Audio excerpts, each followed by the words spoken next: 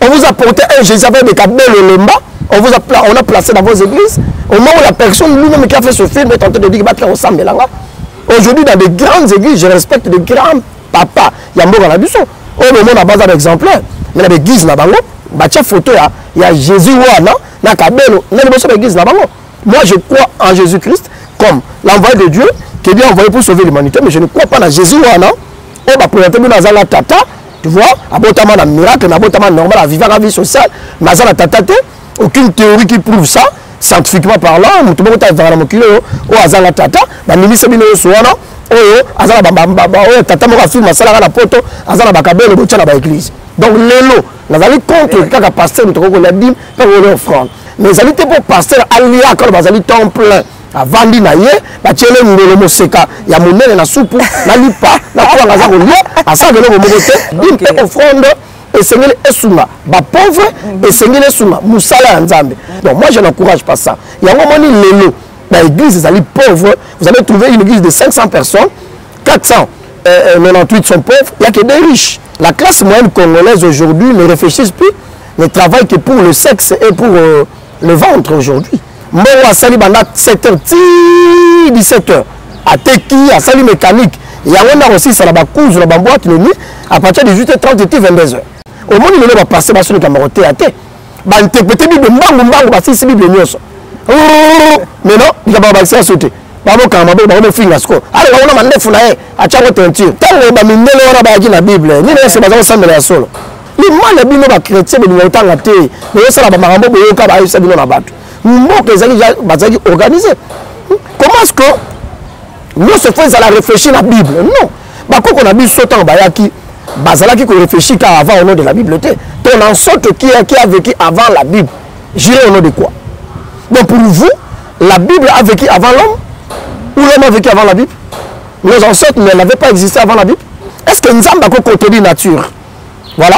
Est-ce que moi, je suis miss? Il y a un moment où sombi malangwa, a fait miss na kat. Quel que soit ma miss na quoi? Alors quand maman miss a vu mon sécaté, ça de là na kat. Après si maman a ma $20, à la salle hôtel ça connaît bateau. Naza nzambe, allez. Bon mona, maman on te ka toza na bobola. Nzambe sera la bobola. Quel que soit $10, quel que soit 500 francs, quel que soit ma Thomson.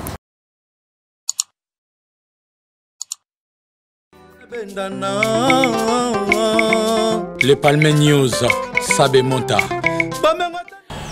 Et oui, voilà, entre encourager le peuple de Dieu, les enfants de Dieu, les fidèles à travailler et à croire au Dieu de ses ancêtres, et aussi à comment obtenir et maintenir le succès. En tout cas, c'est ce qui va constituer, si je peux le dire ainsi, la charpente de cette émission. Alors, de partout où vous êtes, mesdames, messieurs, depuis l'Angola, depuis le Congo-Brazzaville, ici en RDC, partout ailleurs, bienvenue à vous à ce nouveau numéro de votre émission Carte sur table. Alors, comme j'ai l'habitude de le dire, je le reçois parce que Bossé Pelaranaye, Pascal Obaka bien, parce qu'on sent le niveau. Quand il parle, vous l'appréciez, des pasteurs, les politiciens et partout. Alors, toute la classe sociale se retrouve lorsqu'il parle. Voilà, il s'agit du prophète de l'Éternel, le prophète Roger Diwa, appelé Fumu Diwa Fumu Kimbangu. Voilà, c'est lui mon invité d'aujourd'hui à qui j'ai dit bonjour papa, bienvenue à vous à ce nouveau numéro de votre émission Carte sur table. Bonjour Madame Myriam et bonjour à tous nos frères et sœurs au Balandara émission Oyo.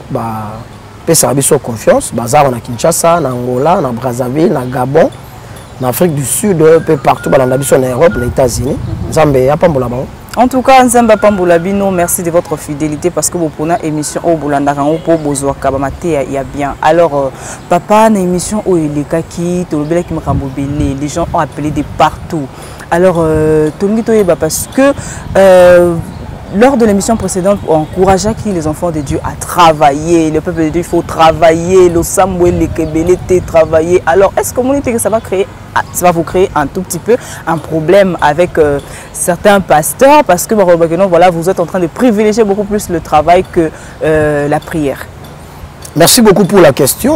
Je pense que ce que nous allons porter à un courant, un leader d'opinion, il faut toujours s'attendre à que les gens s'opposent à vous, mais ce sont une minorité des personnes qui s'opposent à ce que moi je dis. La majorité croit à ce que moi je dis.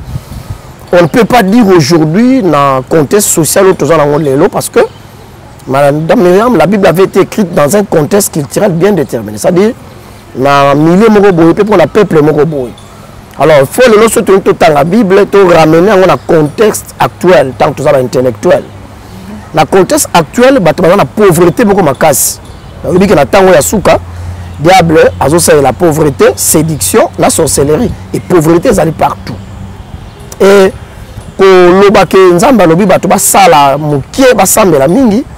moi je suis contre ça parce que même Dieu a dit dans sa parole, tu travailleras 6 jours, tu feras ton ouvrage. Mais le 7e jour, on peut se reposer pour au Sambela. Donc la précieuse activité, ils allaient moussala. Tu vois, ils allaient moussala. Ils s'engagent à vivre une activité parce que dans la sala, des motos à pas. Alors, on a ouvrage na yo, puis alors que na péché prêcher travail et activité, puis premier commandement Nzambe a péché na moto, ils allaient musala. Alors tu travailleras 6 jours tu feras ton ouvrage. Mais le réveil à Talissi Batoukenyo se passe par la foi, tout se donné par la foi. Et cette médiocrité à penser, à transmission, à mauvaise communication, il y a qui avant Bissot. Et même l'église, il réveille la pauvreté, il réveille non pas comme une institution, mais réveille comme une pensée. Autour de l'église, il réveille comme une pensée. Je ne voulais pas m'attaquer à l'institution, et tant que l'église réveille, à part les pasteurs qui sont riches, tout le monde sont pauvres. Parce que la communication n'avait pas été bien faite. On a encouragé à beaucoup prier et à travailler paix. Or, on a renversé les choses actuellement, à travailler beaucoup et à prier paix pour équilibrer la vie sociale là-bas. Parce que Nzambe a tenu compte la vie sociale là-bas. Il a vu la souffrance des enfants d'Israël en Égypte. Il est descendu, il a envoyé son prophète pour les livrer. Dieu aussi voit la souffrance des chrétiens pris en otage par certains pasteurs dans les églises qui ne deviennent que riches de plus en plus. Mais les fidèles là restent toujours des pauvres. Et Dieu est contre ça. Voilà pourquoi la Bible définit qu'on doit beaucoup travailler et prier paix. L'équilibre dans tout. Oui, justement, parce que actuellement, on constate même que les pays les plus développés, les pays les plus riches, ils ne sont pas des gens qui prient beaucoup, qui travaillent moins, mais c'est beaucoup plus le contraire. Alors, vous avez parlé d'équilibre. Et que direz-vous de ces pasteurs-là qui ne travaillent pas? Al-Gham Salaté, il est là à l'église sous prétexte qu'il est appelé à servir à temps plein. Parce que servir à temps plein, il trouve quand même le temps de faire certaines courses, il trouve quand même le temps, tu as besoin de manger, vous avez besoin de vous vêtir, ça demande de l'argent. Alors pour avoir de l'argent, il faut travailler. Mais ces pasteurs-là sont là à beaucoup plus, si je peux dire, appauvrir encore les fidèles pour la nini. Parce qu'il y a ça la kate. Alors nous avons besoin à temps plein, à ça la raté.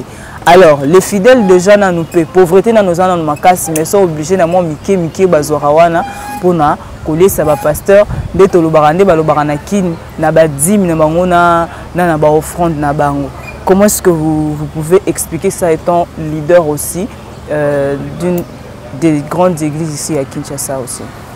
Bon, lorsque j'observe cette médiocrité, lorsque je fais une analyse diaconique de l'église aujourd'hui, ou soit des personnes qui sont appelées à diriger les églises, je constate qu'il s'est installé une médiocrité dans ces domaines-là, et j'ai constaté une microscope dans la façon de réfléchir de ces hommes qui sont appelés à diriger l'église. Aujourd'hui, on ne peut pas se présenter et dire que je suis temps plein. Vous allez vivre avec quoi? Parce que vous avez l'intellect. Mais on est pasteur, on pasteur au salaire raté. Autant un peu classe, mais au salaire raté, bon, peut-être pour qu'on soit en vie, ça peut être classe PKT, pour toto, c'est au côté de la maison, mais il faut. Mais à temps plein. C'est ça que je dis que. C'est ça que je dis que dans mon introduction, c'est une microscope. Et s'installer dans le milieu, la façon dont on va interpréter la Bible. Temps plein à la kate, nous avons pour la tribu Mogoboye, la Bible. Pour bazaki chargé mingi na musala na ye asengi ba tribu musuba ila ba bilo wa olia ba en charge. Aujourd'hui, même des personnes qui ont dit que la dîme et les offrandes doivent pas, il faut pas Esaïa Nzambe, toi Esaïa pasteur, je dis non, parce que la plupart des lois que nous avons dans la Bible, Nzambe était muta dicté au batu. Tu vois, par exemple, il y a badim, offrande. Ballon, chose dans la Bible, ils ont dit convention, une convention de certains prêtres, des jésuites, des intellectuels de l'époque qui ont trouvé que ces lois pouvaient réglementer la vie sociale, religieuse, ecclésiastique des personnes dans la société. Et voilà pourquoi, que badim, là, offrande, et servir beaucoup plus battu. Donc, badim, là, offrande, ils ont beaucoup plus utilisé la terme sociale pour les pauvres. Autant on a Bible parce qu'il va passer dans la Bible. La Bible est Actes chapitre 4, verset 34. Okay. Car il y en avait parmi eux aucun indigent. Tous ceux qui possédaient des champs ou des maisons les vendaient, apportaient le prix de ce qu'ils vendaient et ce qu'ils avaient vendu. Donc, il faisait comment? Tant que qui pour aider les pauvres, pour ça équilibre. Voilà pourquoi ils disent qu'il n'y avait aucun indigent. Donc, on a l'équilibre social à Batou, tu as le teki bilanga na yo, o teki ndako na yo, to ba bibole na yo, o ye pa ba porte, pe si pour le teki yango, ba le moli moko na zomi, to ma bonza wa yo, mais ali te pour pasteur alia quand bazali temps plein. Avandi na ye, ba tiele ngolo moseka, ya monene na soupu, na lipa, na kwa ngaza ko lia, asa de lo mokote. Et ça les maquille dans le contexte, il y a qu'à aider les pauvres. Donc, l'élo, nous allons contre quand pasteur nous avons dit peut offrande. Dim peut offrande, c'est ça. Dim peut offrande et c'est les souma. Les pauvres et c'est les souma. Moussala Nzambe. Ceux qui pasteur à Kobe là, tout pour ça à Kobe là, c'est le moment et qu'on soumaye. Mais ali pour la battu mon communauté oyo, bangone baliaga yango, même modérateur à connaître interprète à connaître ça sacré non. Et que là, on a pensé que social pour aider les pauvres. Donc c'est ça. Non, mais bah, Nabi, que question, pasteur, belle, qu'on réagit, papa, pour pasteur, Rabiso, verset aux je pense qu'il y a entre Michel ou Malachi comme ça, apporter dans la maison du trésor vos dîmes et vos offrandes. La Bible, celui qui travaille à l'hôtel mange à l'hôtel. Donc, aujourd'hui, tout pasteur, ceux qui m'ont dit, mais à quelque foot, la peste dîme et pas à pasteur, moi, Liban, et pas à Moutoumora, Liban, pasteur, quand il a dit, moi, Nakanda. A repérer sur ta suspension pour la nini, dîme, et ça, il y a pasteur, et ça, il y a berger, Moutozo, Kambabino, dîme, et ça, il y a un monde de pasteur à sauter. C'est ce que tu as le et ça, problème, enseignement, et à ma baie, tout simplement ignorance. Et ça ignorance parce que la Bible dit, la Bible dit que, dans Osée chapitre 4, verset 6, mon peuple périt par faute de connaissance, parce qu'il manque la connaissance. Chacun de nous est proportionnellement ignorant dans un domaine où il est appelé à couvrir le vide ou au hasard ignorant. Parce qu'il faut détenir connaissance dans le domaine où pour évoluer. Si vous êtes pasteur, il faut avoir la connaissance dans le domaine de la Bible. Si vous êtes économiste, il faut avoir la connaissance dans le domaine de l'économie. Si vous êtes caméraman, il faut avoir la connaissance dans le domaine de la caméra. Si vous êtes photographe, il faut avoir la connaissance dans le domaine de la photographe. Ça dit chacun de nous est professionnellement ignorant, mais on a bien mis pour acquérir connaissance.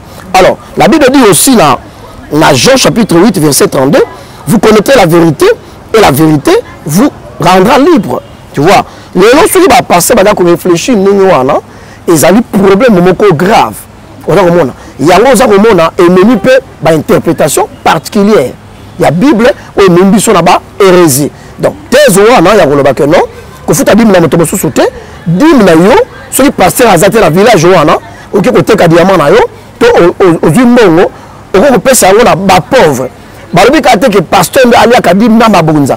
Pasteur c'est allo mutu ke bandimine ba bandole ça est. C'est le pasteur attend là zo musala à créer activité na ye pour alia. Parce que on parle tout à l'heure dans la Bible, et ça la terme étymologique le la activité. Activité ezali et loko zali ko sala pour pesa moi lipa olia.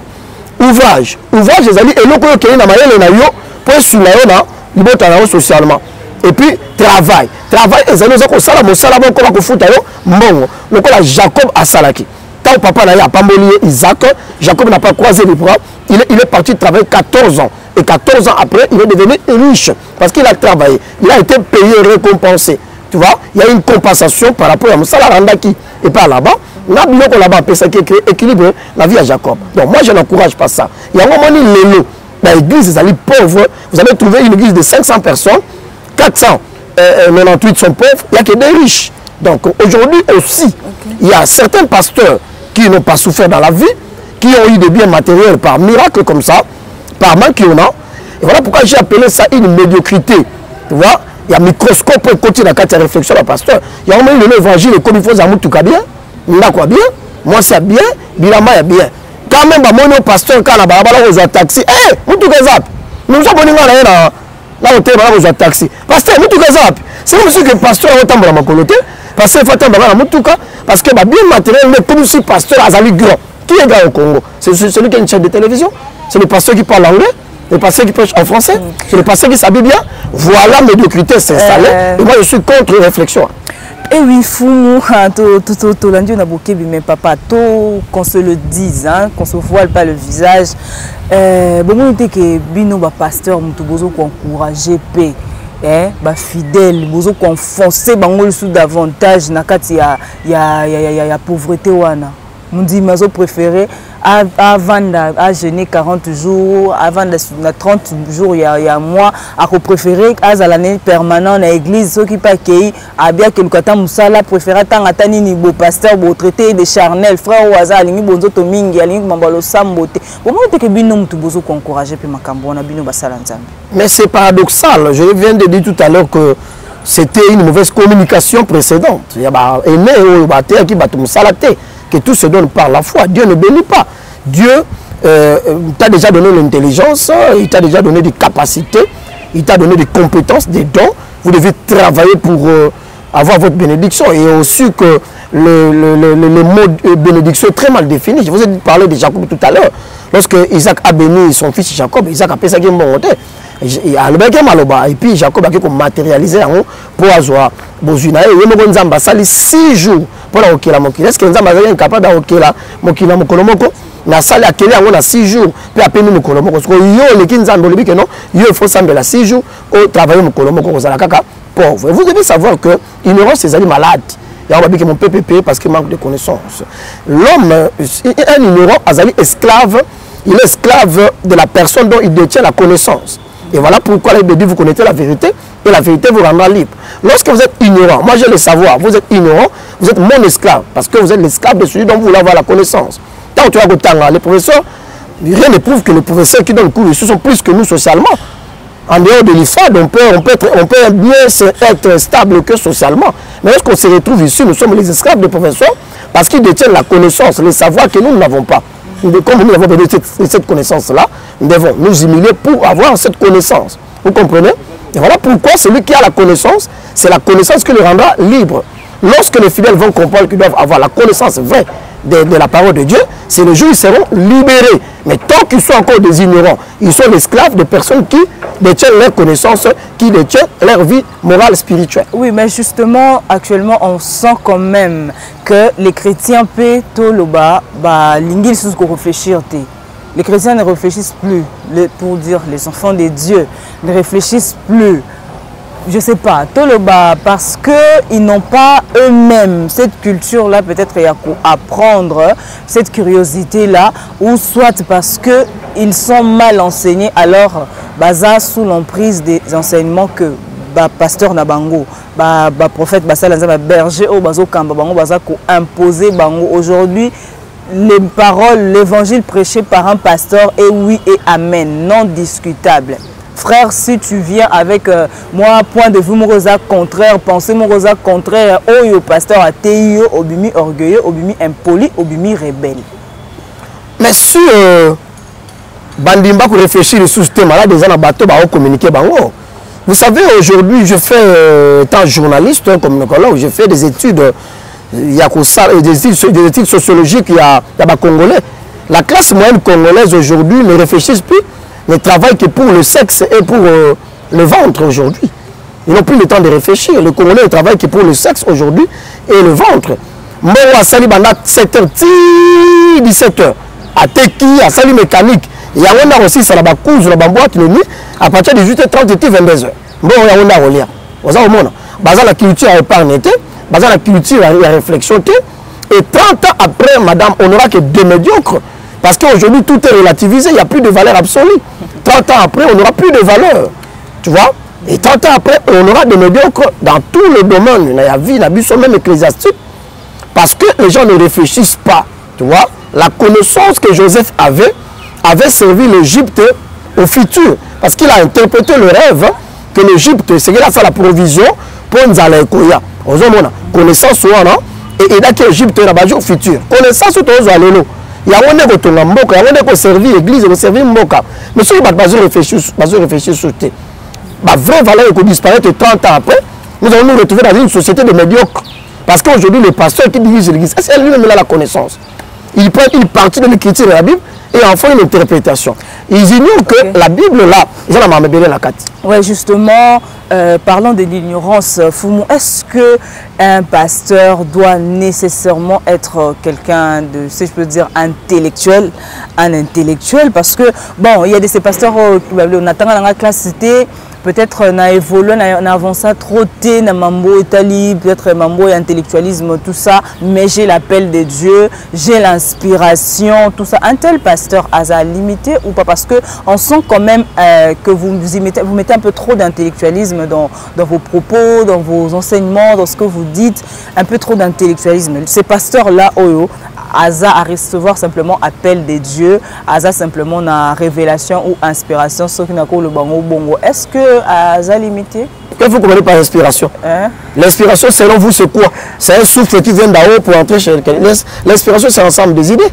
C'est ça l'inspiration. Lisez votre dictionnaire, votre encyclopédie. Comment la Bible qui est écrite par des intellectuels, le premier pays à inventer l'écriture était l'Égypte. Donc, comment vous allez croire qu'à l'époque, déjà, l'Égypte était amoureux puissant, l'Égypte antique, qui avait déjà des canaux de Suez, qui a inventé l'écriture, qui avait la connaissance scientifique. On avait déjà trouvé le mage en Égypte, des savants. L'Égypte avait déjà créé l'ouvrage. L'Égypte a créé déjà l'imprimerie. Et vous croyez que les Égyptiens, non? Comment la Bible est jésuite, romain. Et tant que la Bible a été écrite en grec et hébreu, interprété aussi français. Vous voulez interpréter la Bible. Dans la Bible, il y a des figures de style. Dans la Bible, il y a des métaphores. Dans la Bible, il y a des mythes, il y a mythologie. Dans la Bible, il y a un mode de vie d'un peuple. Vous voulez interpréter la Bible comment? Sans avoir un niveau intellectuel. Parce que Dieu a mis en vous l'intellect qu'un animal n'a pas. Il a dit cultiver. Le mot cultiver veut dire développer. Tu vois? Développer, organiser. Vous voyez-vous? Mais lorsque vous voulez rester statique par une façon de réfléchir, et ça qui fait qu'aujourd'hui les gens sont stationnés, ça la marque les place sur place. Quoi avancer? Au monde, il va passer sur le caméra théâtre. Interpréter la Bible, c'est la Bible. Mais non, il va passer à sauter. Ce n'est pas ça le débat. Parce que les teinture, ils ont mis des ambassades là. Alors, on a mon cousin a problème. Parce que comme on a mon cousin, il y a des monnaie. Il y a des monnaie. Ils ont demandé famille. Mais résolument, là, ils ont des mikié. Ils ont des comme un bébé. Parce que aux hommes, nous interprété par Makabo, ils ont maîtrisé. Il y a un moment le truc essentiel, il s'attaquer à la connaissance. Parce que quand quelqu'un n'arrive pas à devenir comme toi, il devient ton ennemi. Quand quelqu'un n'a pas la connaissance que vous avez, mais ce qu'il y a des débats intellectuels, scientifiques, on va s'attaquer, on va une attaque personnelle. On a une ambiguïté, parce que dans la Rokita, si ça salive pour répondre à battu à couche à basse classe. C'est comme, je ne sais pas, Montesquieu a dit que les hommes de basse classe débattent sur des personnes. Les hommes de classe moyenne débattent sur des événements. Et les hommes de classes élevées débattent sur les idées. Moi, je ne suis pas une personnalité de classe de basse classe pour entrer dans des débats diachroniques. Il y a microscope, donc je passe ce temps-là. Tant qu'il dit que la langue intellectuelle, et puis en 1941, dans la Bible, Jean, missionnaire portugais Jean II, avait déjà trouvé un peuple à côté à fleuve Congo. Il y avait déjà un peuple qui vivait là-bas, avec 6 provinces où ils allaient installer. Je parle là quand ils allaient à la Congo. Et tant vous voyez, à côté du peuple, on a la culture, déjà, un peuple bien organisé, parce qu'on avait déjà 6 provinces. Mais alors que à collaborer qui dans le gouverneur, il y a Solo, Zingankuvu, andimi ko zo baptême na ye, tant andimi ko zo baptême wana, Zingankuvu va diriger province ya Congo, ya Mbadza Congo, na mwana Alphonse pas eu baptême, nde ba ko kota na religion, ya christianisme pe bandimi Bible.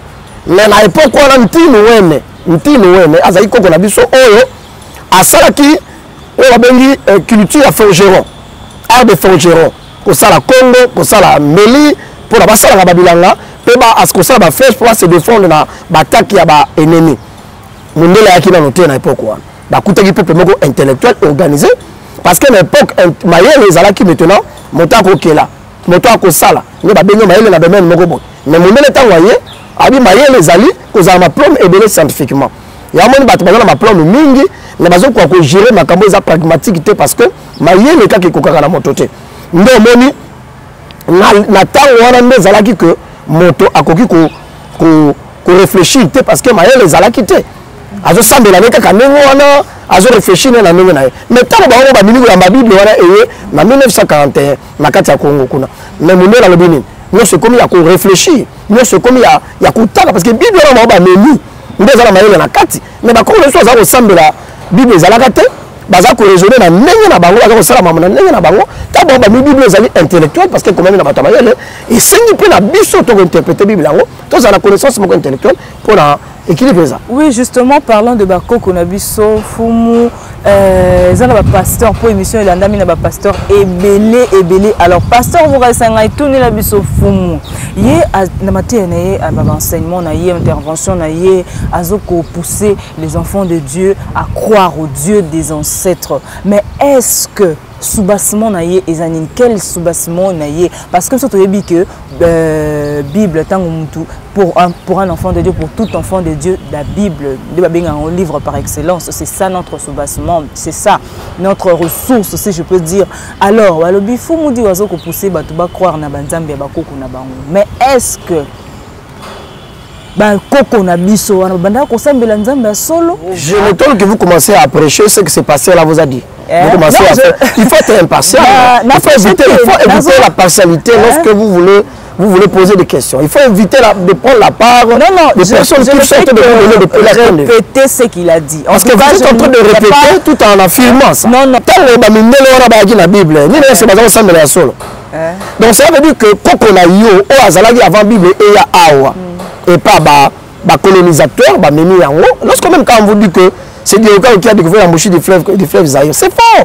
Ils ont déjà trouvé un peuple organisé qui était là-bas dans le Congo, dans 6 provinces, c'est ça là. Histoire, histoire, vous comprenez. Les mal les chrétiens, les militants, mais ça là, Marambo, ça organisé. Comment est-ce que nous se faisons à la réfléchir la Bible? Non. Quand on a vu ce temps, qui réfléchit avant au nom de la Bible. On en sorte qui a vécu avant la Bible. J'irai au nom de quoi? Donc pour vous, la Bible a vécu avant l'homme ou l'homme a vécu avant la Bible? Nos ancêtres n'avaient pas existé avant la Bible. Et comment ils payaient?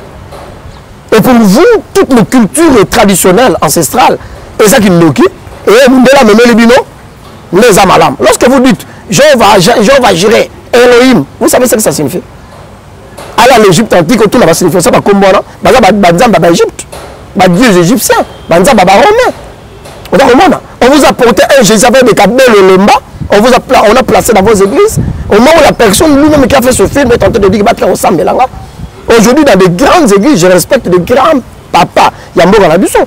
Au moment où on a besoin d'exemplaires, il y a des églises là-bas. Il y a photo, il y a Jésus, il y a cabelle, il y a des églises là-bas. Moi, je crois en Jésus-Christ comme l'envoyé de Dieu qui est bien envoyé pour sauver l'humanité, mais je ne crois pas en Jésus. On va présenter dans la tata. Tu vois, abotamment un miracle, abotamment normal, à vivre la vie sociale, mais ça la tatate, aucune théorie qui prouve ça, scientifiquement parlant, tout le monde a vraiment kilo, ou azala tata, la ministre bino soana, azala tata mo film masala la poto, azala bakabelo bocha na ba église. Et si vous dites que banzambe on a basé banzambe yakala, alors pourquoi vous portez le nom de ton ancêtre? Le nom que vous portez, c'est le nom de qui? longola kombo ozomema ya ancêtre wana comme azalaka noki tcha kombo ya pasteur ya mondelo Bible. Non, vous pensez pas que ça peut être problème, il y a retransmission, peut-être il y a culture. C'est un problème, il y a manque à histoire. Il y a manque à histoire. L'histoire on a vu surtout wana. Ce ne sont pas nos grands-parents qui nous ont raconté ça. Et vous, quelle histoire vous allez raconter à vos enfants? Vous, aujourd'hui, vous êtes intellectuel, vous êtes licencié en communication. Peut-être c'est que nous l'histoire que vous allez rapporter à vos enfants. Parce que l'histoire que vous avez là, le mensonge que vous a communiqué là, bon, maintenant, tu veux devenir comme un blanc. Tu veux te maquiller comme un blanc. On vous a amené des tatouages ici aujourd'hui. Mettre des maquillages comme des blancs, avoir des griffes, des ongles comme des blancs, avoir des cheveux comme des blancs. En aucun jour, le blanc a réfléchi à comment voir tout le monde. Vous êtes complexé ce que vous voyez Moundele. Regardez nos filles, ce que Moundele a baigné dans l'eau. Ils trouvent que Congolais a zamou, tout le monde a zamou. Parce que le livre va voir Moundele. Bah, on va suivre que Moundele va couper dans l'Inde, va niquer la machine, va éliminer le char à la mituna, va cabelo. Vous êtes complexé. Et vous voulez qu'on vive dans cette complexe-là. Et vous fêtez l'indépendance, vous avez une crise mentale fomentée par des pasteurs en couchant en biberon. Et vous voyez que moi j'adhère dans la crise mentale, on a pas fomenté. Mais non, pour quand même, parce que vous avez évoqué quand même le problème, la situation, alors il faudra quand même trouver quand même une issue, non? Une issue de sortie pour se sauver quand même la situation, parce que moi et c'est là, mais vous ne croyez pas que vous les pasteurs, vous les leaders spirituels, si je peux dire ça comme ça, vous avez un grand travail à faire sur ce plan-là en fait? Mais c'est ça que je suis en train de faire déjà. Même si je suis villependé. C'est le travail, c'est un combat que j'ai commencé. Mon peuple périt par moi, par faute de connaissance. Ce peuple est demeuré longtemps dans l'ignorance. Tu vois? Même Jésus est parti faire quoi à l'Égypte? C'est pour prendre la science. Tous les grands personnages de la Bible, sont passés par l'Égypte. Moïse est passé par l'Égypte. Joseph est passé par l'Égypte. Abraham est passé par l'Égypte. Jésus est parti par l'Égypte. Tu vois? Et l'histoire de Jésus a commencé à l'Égypte. Mais ce même scientifique là vous dit que Jésus parlait en araméen. Un enfant qui est parti à l'Égypte, à l'âge il y a quelques jours, à quel Égypte, ou 3 mois ou 2 semaines, je n'ai pas une précision, mais ça peut être quelques jours ou mois.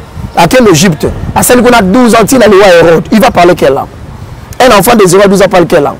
Il va parler égyptien, mais ils ont fallu. Lorsque les Romains ont récupéré leur monarchie et autorité, les Égyptiens ont l'histoire de la Bible. Il y a un bêta il y a vu à Yesu à l'époque avant d'aller en Égypte.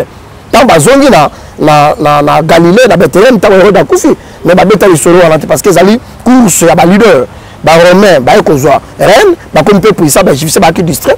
Après ba romain pour ba remettre ba ba grec. Il y a un moment ba ça la grec romain, César a été éliminé dans Mbongo, ba ça diriger. Le passé qui vous prêche aujourd'hui que Mbongo du magana monogambis. Voilà une maturité scientifique biblique, il y a pasteur. Est-ce que nous avons contredit nature? Voilà. Est-ce que nous avons la miss? Il y a un moment où nous avons malangwa, a fait miss na kat. Quel que soit ma miss na quoi? Alors quand maman miss a vu mon sécaté, ça de là na kat. Après si maman a ma $20, à la salle hôtel ça connaît pas tout. Naza nzambe, allez. Bon mona, maman on te garde tous dans bobola. Nzambe sera la bobola. Quel que soit $10, quel que soit 500 francs, quel que soit ma Thomson. Faut voir bateau classe moyenne, ba médiocre, ba beti maboko. Parce qu'ils sont esclaves de personnes qui détiennent leurs connaissances. Mais c'est quoi? Jamais que Chambo on a libumba miss. Ba loba ki miss ba teki ba foutu mbongo na bango. Omoni biloko wana ndo omoni ezali ko trouver ba. Yo mosoka ba mythe. Ba histoire c'est la mythologie et le bani. Ba inventer histoire wa tchongo la Bible pour epesa ba bato leçon. Il est le comité doctrine na Kishasa ko bimisa mbongo na basaki ya bato. Mais ba kanga bato wana parce que ba contrefacter France la pini la loi. Pour nini yo ezali prophète. Mais pas les gens qui viennent à la question examen la TP de la à l'université.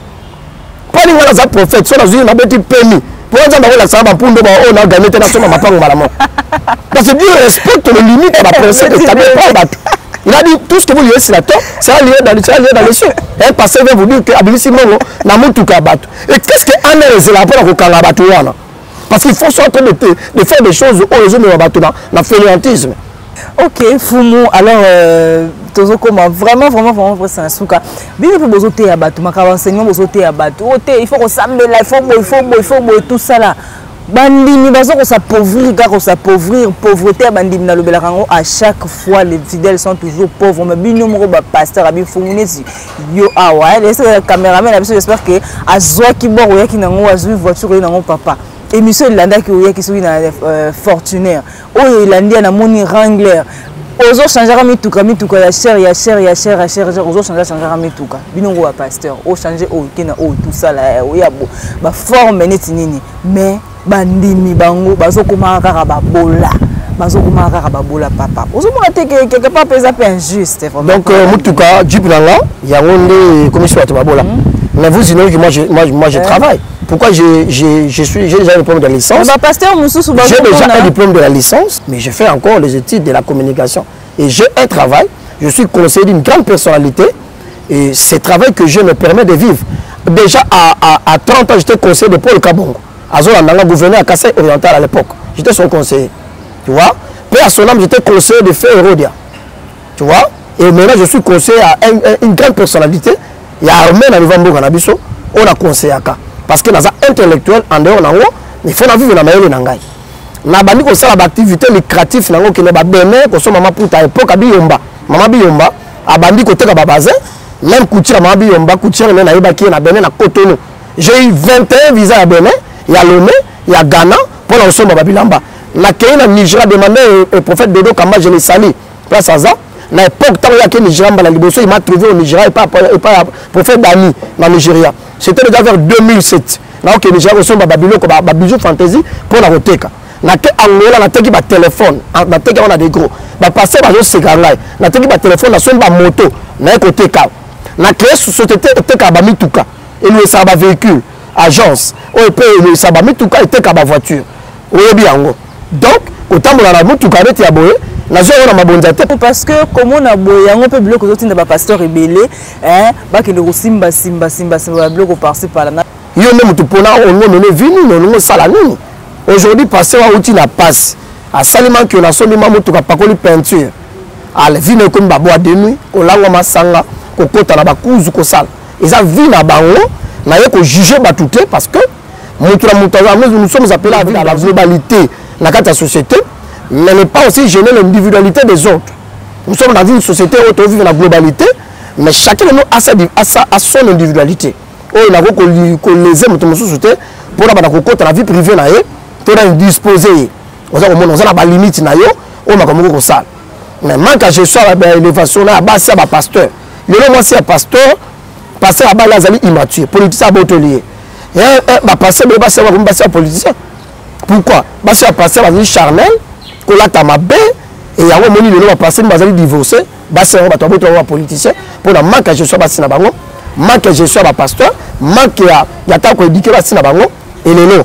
Pasteur bako pese moto na nzela ako vivre vie normalité atambo na makolo avala kwa batu nyonso yango moni ekwesi pe batu ebele ba succès a mikuse o baki ko luka na lolenge na bango et sengele moto aye bako vivre correct ezali kamba moral ya moto pe moto za la correct na kati na ye moko mais surtout on remarquer babiloko wana yango ne pese batu mususu pressé à vie ya mangu boni le bako mikolo babilobela moto na TV pasteur a on betave masolo ba musicien on a le théâtre, on est membre ça les a sauté.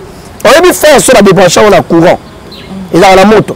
Mais après ta moto on est aussi là. Et on va passer de là aussi la moto, bah c'est la débranchage on a courant, bah on tient maquiller là.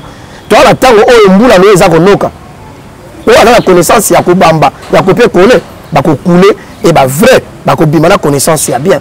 Donc là na côté la vie privée pasteur était aux la micro, qu'elle retient ba micro tout le monde micro là, aux ala garabango, aux ala garabango. Mais en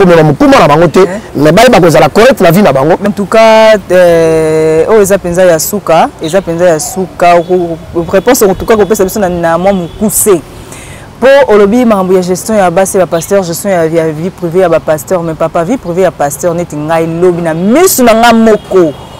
Pasteur na kati ya zamba na chéri na kuna bitumba penza ya bitumba na kati ya zamba. Siko on a pasteur net ya bongo.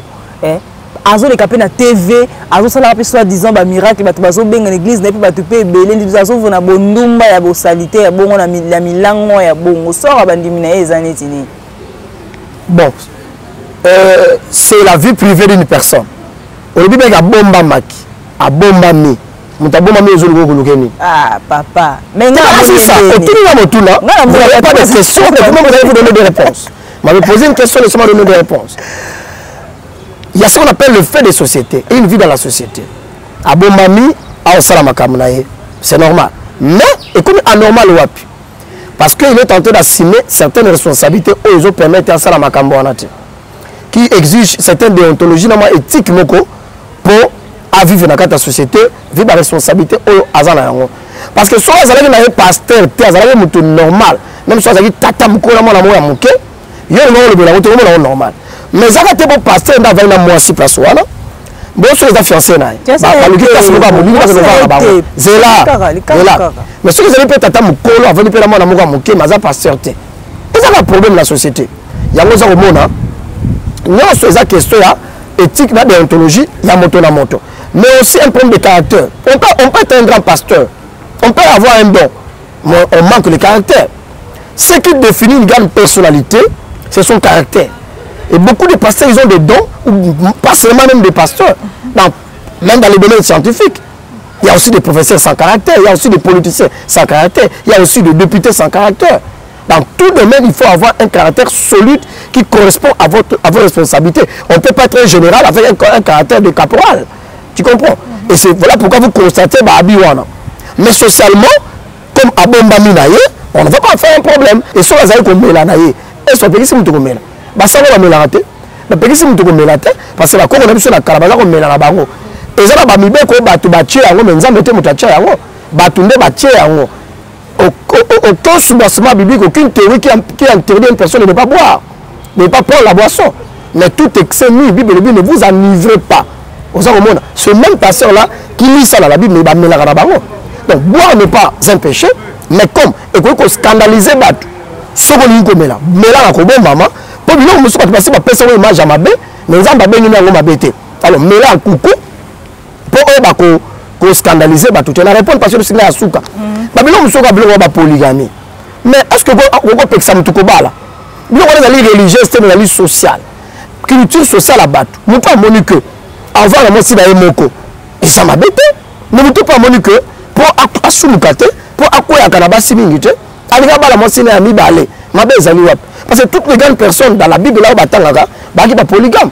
Mais on ne demande pas de la polygame. Nous n'avons pas la polygame. On a pas polygame. Donc la polygamie n'est pas une question religieuse, mais c'est une question d'ordre social. Si une personne trouve qu'il a besoin d'avoir ce femme, 2 ou 3, il n'y a aucun problème. Parce que moi, on a pas la deuxième bureau, donc je pense que les barons des alliés religieux, ils attendent trouver un caractère social, parce qu'il va passer ma commission au débat religieux. Je parle comme un intellectuel et je suis responsable de ce que je dis. Et oui, mais il faut me dire, parce que tout qui ne peut pas yo peut par rapport à la stabilité dans un domaine de l'église, dans la vie sociale comme ça, un peu des moi à Simba, à Kota par rapport à la stabilité.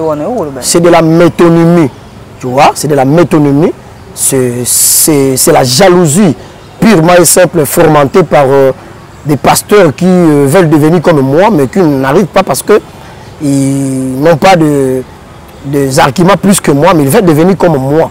C'est pas cohérent. Hein? C'est pas cohérent, ma soeur. C'est vraiment aberrant. C'est ce genre de comportement des personnes qui veulent qualifier mais je pense qu'on a toujours dit en psychologie que la vérité est chimérique. Hein? La vérité est chimérique. Et la vérité finira par triompher. On ne peut pas empêcher la vérité de paraître. On ne peut pas empêcher le soleil et Bima. Et je pense que Nathan tout ça kokende ezali tango ya masango no seboti manefu mukola ko yebana te mwana ko yebana te mais lisango ya kokemba ikoyebana wapi lisango ya kokemba wapi pe lisango ya kokemba puis pour mesurer la girafe il faut le mesurer doublement. Moi je suis une girafe, il faut mesurer d'abord ses pattes et sa queue, tu comprends? Donc c'est ça. Ok, faut vous dire, yo moko girafe, yo moko aigle, voilà. Ça c'est une parenthèse. Nasuki Kawana qui musikate. Tokomi Nasuka papa, en quelques secondes votre mot de la fin. Merci l'équipe nyonso technique. Ba mona ba komona bango, ba accompagner kanga pona zala di walelo na pamboli bango pona volonté, sacrifice ya musala musala bango na pamboli famille nga mobimba, bana nanga et bana nzambe nyonso balandi biso. Nzambe ya fumu kimbangu apambola. En tout cas, Nzambia Fumukivangu apambola bino, c'est sur cette note que Tozo mettre fin à cette émission. Alors, je ne peux pas non plus clore le numéro d'aujourd'hui sans pour autant dire merci à toute cette équipe qui a concouru à la réalisation de cette émission. Olingi Peto Yambayo na carte sur table, Oza pasteur, Oza prophète, évangéliste, Oza. Alors, voilà, le plateau de carte sur table est là pour vous. Alors, moi, je vous dis déjà merci et à très bientôt pour un nouveau numéro de votre émission Carte sur table.